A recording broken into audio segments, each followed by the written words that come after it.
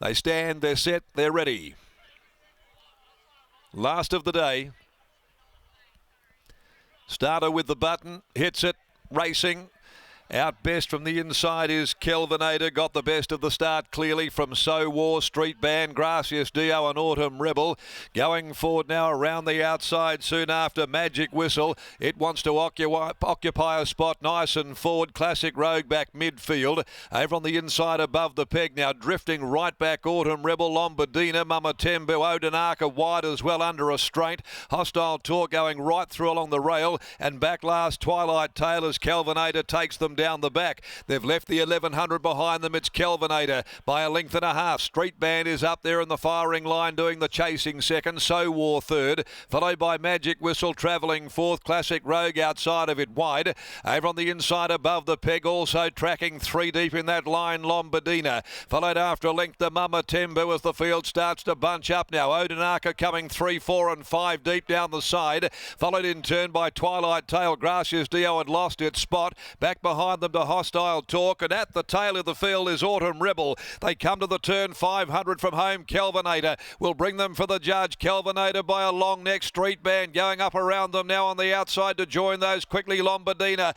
ODINAKA's covered a bit of ground but moves up there next of all, followed by Twilight Tale running on. So War behind them, followed by Magic Whistle. At the head of the others, Classic Road, Mama Tembu. Hostile Talk further back at the 220. ODINAKA reached the lead from Street Band on the outside. Twilight Tale is rallying. ODINAKA, Street Band and Twilight Tale. It's ODINAKA the middle. Twilight Tale, Street Band comes back. ODINAKA keeps giving. ODINAKA, Twilight Tale, ODINAKA. ODINAKA won it ahead. Twilight Tale, Street Band third. Coming from well back, Gracias Dio might have picked off fourth in front of Classic Rogue. So War. In behind those then came pulling up next of all Magic Whistle, who's back with Lombardina, Autumn Rebel, Mama Tembu, the tiring Kelvinator, then Hostile Talk, and whipping them all in a long last is Above the Peg.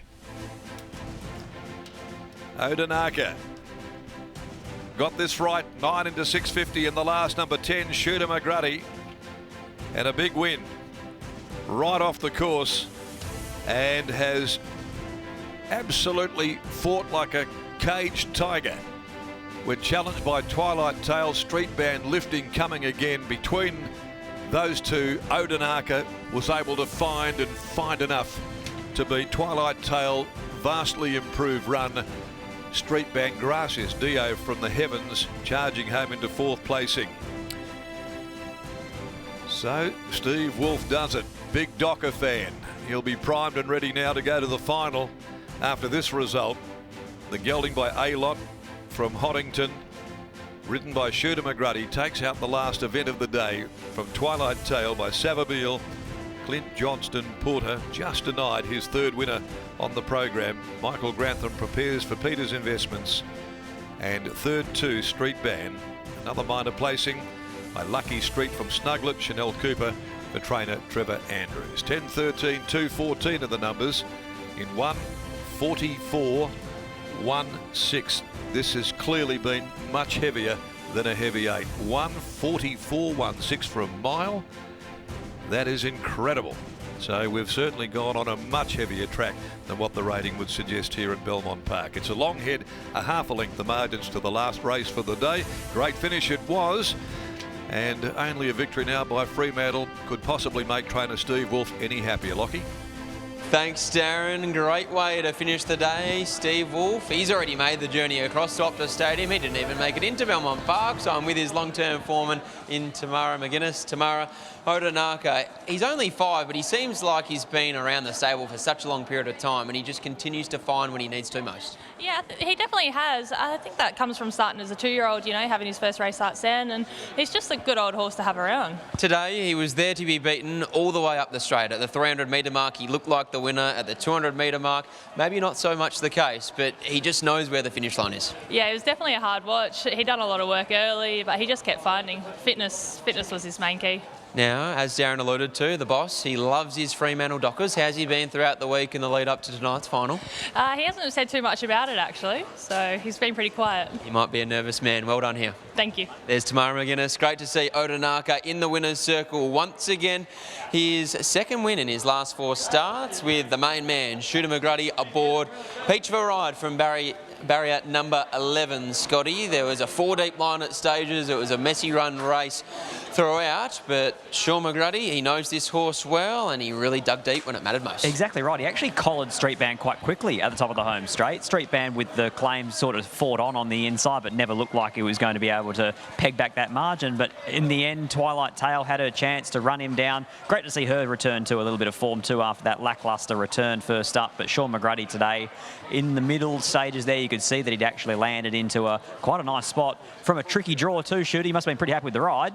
Oh, not really. Things didn't really go to plan, but I thought in the back of my mind, I thought I might be 4 deep with cover in this race, and not thinking that's how it actually would turn out. But the young apprentice, Amy Jo, I think she had about 3 plans, and she might have got one of them right, but in the end I had to sort of drag back and follow her. But she was coming back and then she was going forward, then she was coming back, then she was going forward. But the main thing was I thought this horse would go well today on the soft track.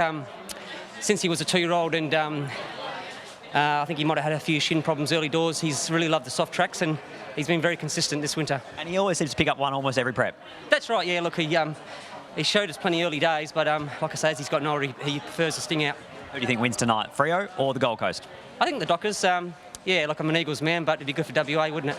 Certainly would. Congratulations on the win in the last. Thank you. There's Sean McGruddy. He combines with his good mate in Steve Wolf and ODINAKA to take out the last of the day here at Belmont Park. It's been a great day of racing, Scotty. And finally, well, if we get in front of this camera correctly, it's been a great day of racing, as I was saying. What's your highlight? Is it Cool Memory, or is it the Johnston Porter show to start the day? Oh, the Johnston Porter brothers, and even that first win, a Rockfest. I know it wasn't as good a margin, or bigger margin, should I say, as what his first win was on debut. But I think today in that small field, slow tempo, he did what he had to do, and he looks a really nice horse in the making, 2 from 2 undefeated. And for the punters, Cool Memory. Gee, that was a sensational go in betting, and that was very easy viewing if you're on him. So that rounds out our coverage out of Belmont Park, but don't go anywhere, because on the other side of this break, Maddie and I will continue our coverage out of Junction. Stay tuned for the last.